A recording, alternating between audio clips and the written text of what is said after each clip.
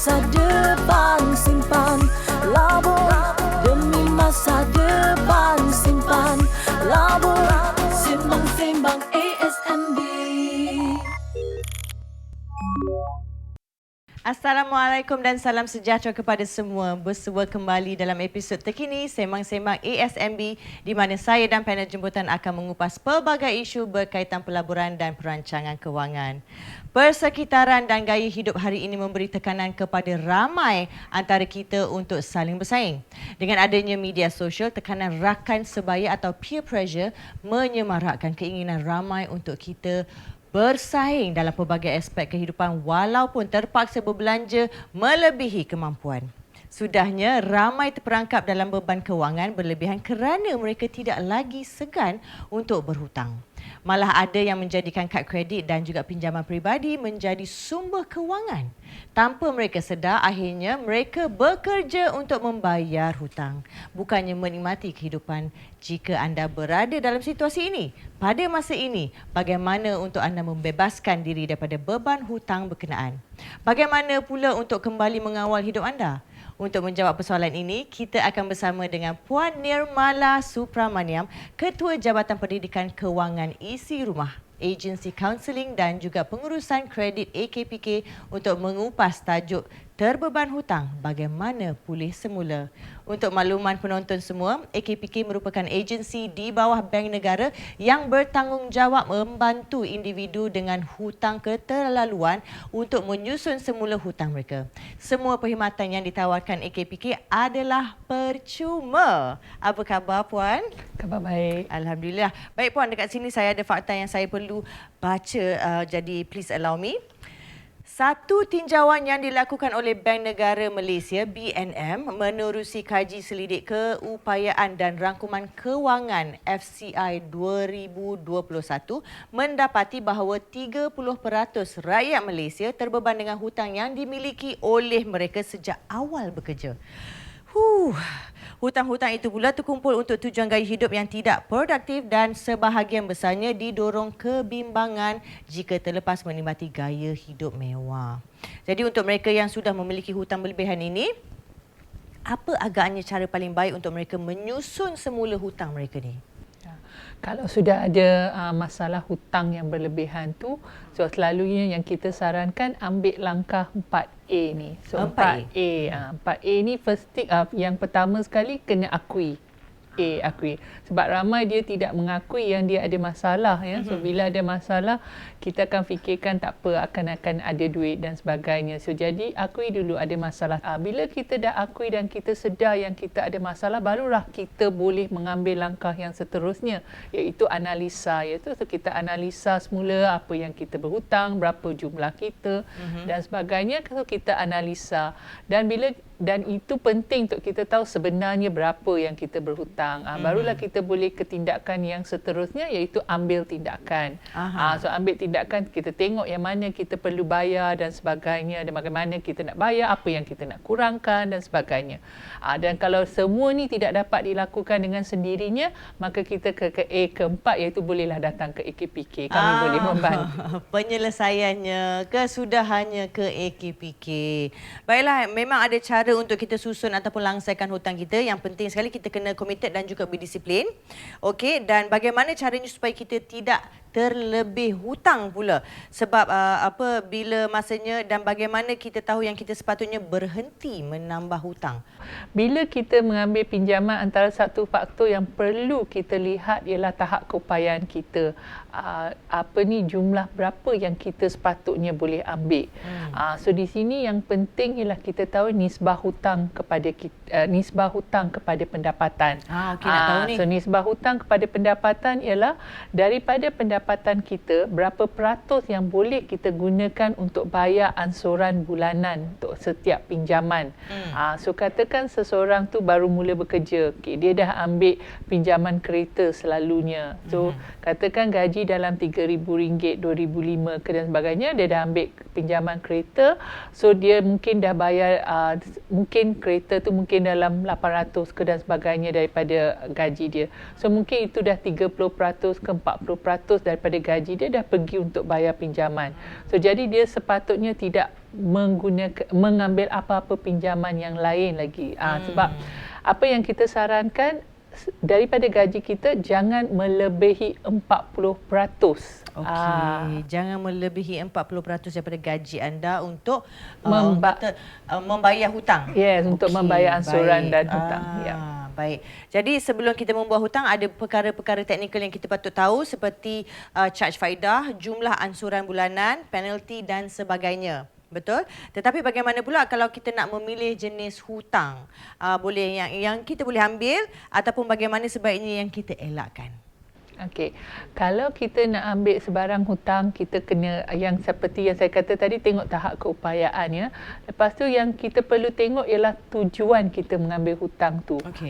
So bila kita ambil hutang ni, kita ada hutang produktif, hutang tidak produktif. Pendek kata, kita kata hutang baik, hutang tidak baik. Yes. So hutang produktif bermaksud saya mendapat manfaat daripada hutang ni. Katakan macam beli rumah dan sebagainya. Okey. So dia aset yang meningkat harga. So kita untung ya, akhirnya kita untung. So hutang-hutang seperti itu dikatakan hutang produktif yang mendatangkan pulangan kepada kita. So hutang baik. Yang kita kata jangan mengambil pula hutang yang kurang baik, yang tidak baik seperti ambil hutang untuk gaya hidup. Baik, Puan Nimala, boleh kongsikan kes-kes hutang yang tak baik ini dan juga bagaimana akhirnya mereka boleh terkeluar daripada masalah hutang ini dengan bantuan Puan Nimala sendiri? Ada seorang ibu ni, dia mengambil pinjaman kad kredit, pinjaman peribadi dan semuanya sehingga 100,000 untuk melangsungkan perkahwinan anak dia. Sebab dia kata seorang je anak. So dia memang nak mewah, nak tu dan sebagainya. Dan pinjam dah sampai 100,000. Dia mengharapkan, dia kata duit Orang datang tu? Orang datang, duit hadiah tu rasanya boleh cover kan, boleh cover balik pinjaman dia. Dengan andaian tu dia mengambil pinjaman tu. Jadi Puan Nimala, apa yang Puan Nimala hulurkan bantuannya bagaimana untuk makcik ni keluar daripada bebanan hutang dia tu? Okay, apa yang kami buat, kami berbincang balik dengan institusi kewangan yang dia ambil pinjaman tu, dapatkan satu struktur bayaran yang dia mampu bayar.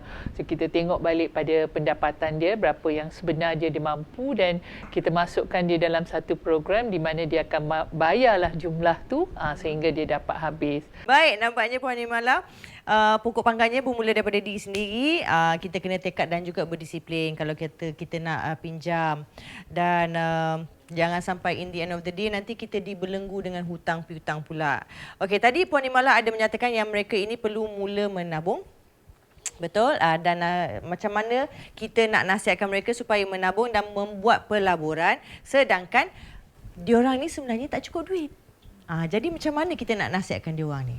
Actually, bila kita cakap tentang tabungan, kita selalu fikir jumlah yang besar-besar. Macam RM100, RM200. Memang macam tu kalau kita fikirkan susahlah nak simpan kan.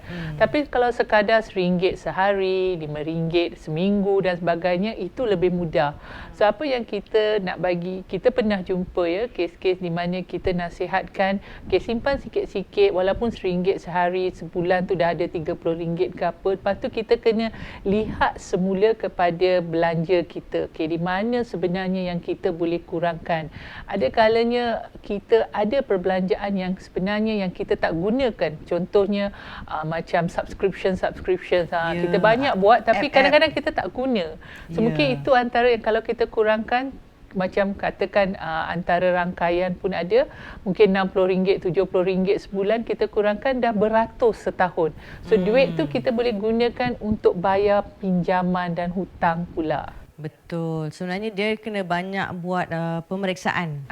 Dan tabungan ni mula daripada sedikit. Sedikit lama-lama ia akan jadi bukit dia. Dia memang sebenarnya betul dan boleh berlaku. Ya, okey. So kena menabung sikit-sikit dan juga kena buat pemeriksaan lah dengan apa sahaja yang kita sebenarnya yang kita tak sedar pun kita sebenarnya sedang membayar tapi tidak digunakan.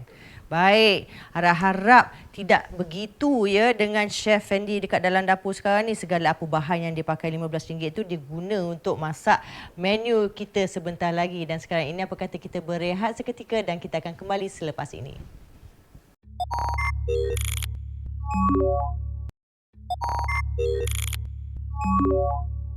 Ya, terima kasih Yasmin Hani. Berjumpa lagi dengan saya dalam Sembang Masak-Masak. Menu kita nak masak kali ini memang tak berhutang. Bahan-bahan saya beli tunai. Kita nak buat ayam masak merah ala Thai dan dia akan dengan nasi putih lah. Baru kenal dengan nasi putih tu kan.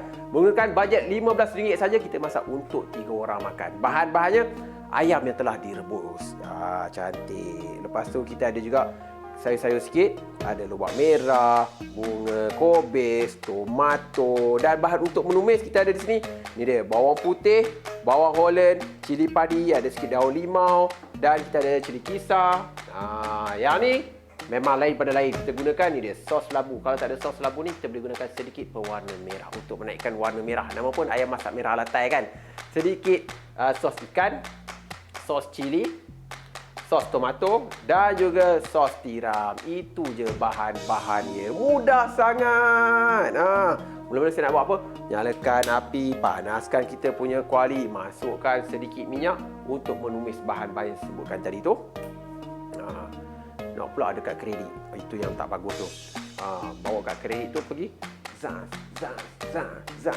Balik-balik rumah dia datang berkeping-keping dia punya bed. Ingat orang muda kena ingat hati yang tenang datang daripada jiwa yang tak berhutang. Kena ingat tu. Pastikan minyak betul-betul panas.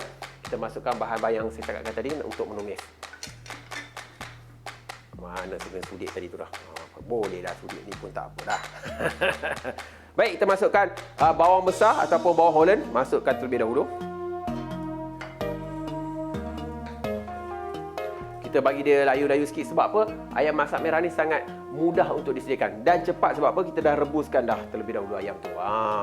Masuk bawang Holland ni, lepas tu kita boleh masukkan bawang putih. Masukkan je. Bagi dia naik bau sikit. Kebanyakan masakan Thai ni dia kena ada bawang Holland dan sedikit bawang putih. Itu permainannya. Dan dia tak boleh lari daripada serai kadang-kadang. Lepas tu ada sedikit daun limau. Kan? Narik dah tu. Tak perlu nak garingkan. Nanti dia punya bawang putih pahit pula. Nama pun ayam masak merah ala Thai. Kena letak sedikit cili lah kan. Cili kisar. 1 sudu, 2 sudu. Dah cukup dah. Sudu kecil-kecil je. Boleh. Baik, kita boleh tambahkan sedikit air supaya cili tu tak hangus kan. Kita masukkan sedikit air. Nanti kita akan tambahkan bahan-bahan yang lain. Dia ada cara-cara yang tersendiri. Ni tak ada, tak tahu nak letak apa, nak letak apa. Memang masuk. Tiba-tiba tak jadi rasanya. Rupa ada, tiba-tiba rasa tak ada. Sebab itulah kita kena tahu satu demi satu langkah dia. Bahan apa nak masuk lepas ni kan. Dan saya suka masukkan ni dia, sos tomato. Masukkan sos tomato 1 sudu, 2 sudu kecil. Dah cukup. Sos cili masukkan je 1 sudu, 2 sudu. Sos tiram masuk je. 1 sudu, 2 sudu. Senang. Dia dah bagi tahu dah. Banyak mana kan. Gaulkan dia betul sebati. Dia kalau selain daripada ayam nak gantikan dengan daging pun boleh juga. Kalau ada bajet lebih lah. Macam kita dah banyak melabur. Ada keuntungan lebih dekat DVD tu, ambil. Gunakan untuk beli bahan-bahan yang inilah sikit, mewah sikit lah kan. Kalau kuah dia terlampau pekat sangat, kita nak tambahkan sedikit air pun boleh terpulang, tak ada masalah. Saya nak masukkan ayam.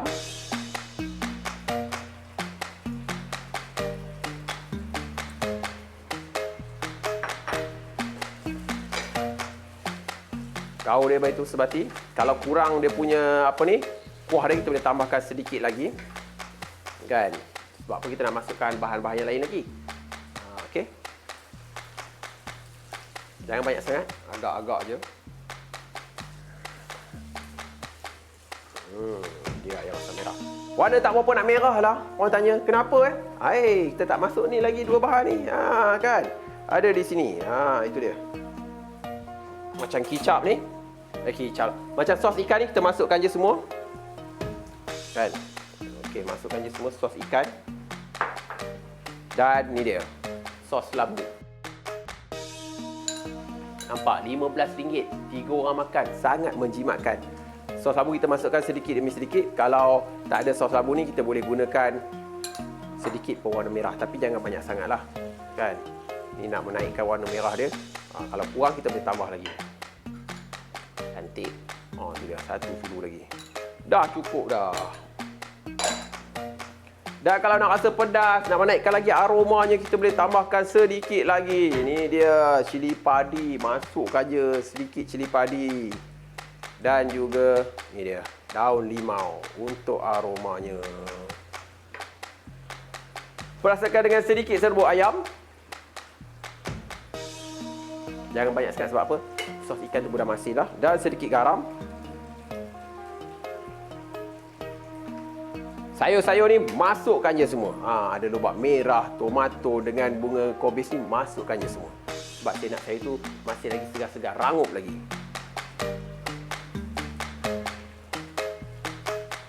Nampak tu. Sekejap je.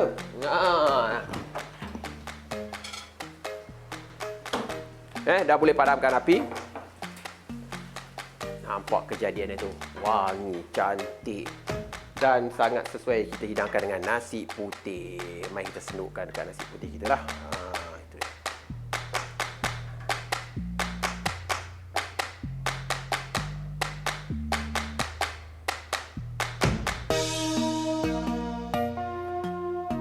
Dah pun siap dah. Nasi putih bersama dengan ayam masak merah ala Thai. Ya, berhati-hatilah. Jangan nak berhutang beli itu beli ini. Berbelajalah dengan hemah. Duit yang lebih tu kita boleh melabur dekat ASB. Kembali selepas ini bersama dengan Yasmin Hani.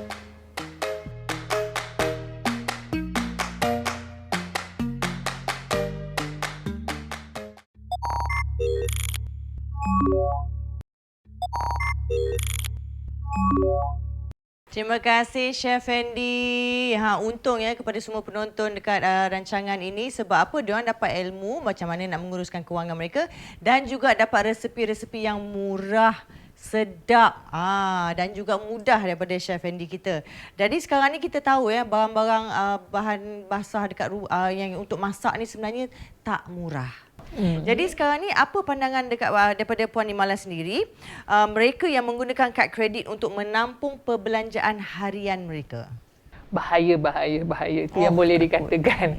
Kalau kita dah gunakan kad kredit untuk belanja keperluan, itu dah memang sebenarnya bahaya. Dan kena ingat kad kredit ni tidak boleh digunakan untuk menggantikan tunai.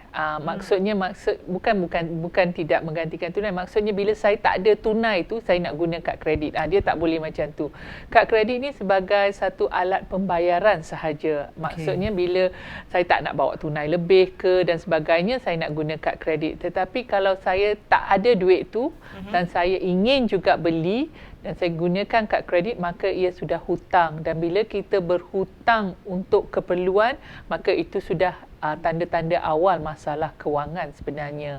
Okey, so bagaimana pula dengan pinjaman peribadi? Ada pula yang dia menggunakan pinjaman peribadi ni untuk basuh kereta, nak travel overseas, nak beli handbag, semua nak vas-vas saja. Ini lagi-lagi bahaya dari tadi kan.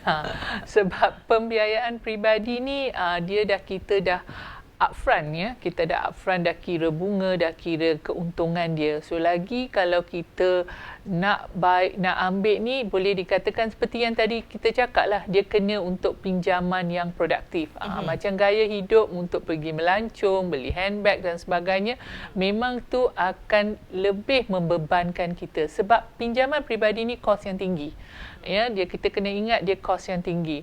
Sebab dia dah awal-awal dia dah kira, ya, dan bila dia kira, dia dah darab dengan tempoh berapa tahun yang kita ambil, so jumlah dia tinggi. So walaupun macam kad kredit, kita bayar lebih setiap bulan, kita boleh kawal kadar bunga dia. Sebab bunga dikira atas baki. So berapa banyak baki yang kita tinggalkan, yang itu yang akan dikira. So kalau kita bayar lebih, kita dapat kurangkan. Tetapi pinjaman peribadi dia lain, ya, sebab walaupun kita bayar lebih, tapi keuntungan telah upfront dikira. Jadi berhati-hatilah, jangan orang kata terburu-buru nak sangat memenuhi keinginan tu. Okey, dan juga baru-baru ini kita ada dengar ya tentang kadar OPR yang dinaikkan oleh Bank Negara Malaysia. Jadi perubahan kadar OPR akan memberikan kesan kepada caj faedah pinjaman dan yang dikenakan oleh pihak bank kepada peminjam.